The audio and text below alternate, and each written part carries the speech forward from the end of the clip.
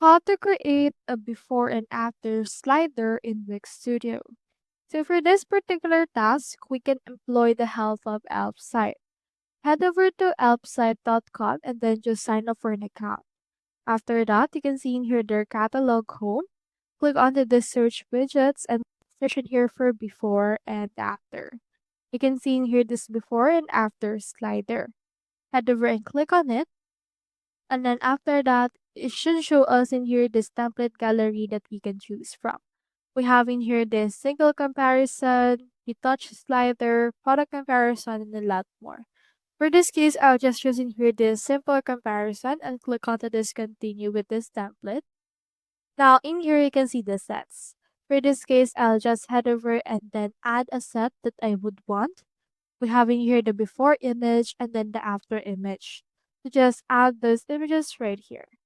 So for this case, I'll just use in here the dog in order to make it easier. But if you have a before and after, you can head over and then add those images for yourself. Once you're done, click onto this publish option. And as you can see, its changes are now published. And in here, you just need to pick a plan to install this widget. I'll just select the free plan. And then from in there, just head over and you can see in here how to install this particular widget that we have created. Copy in here this code, then head back into your Wix Studio. Click on this plus icon in order to add an element. And then from this case, just look for the option called iframe. Head over right here to the embed and social. And then in here, you can see the embed code.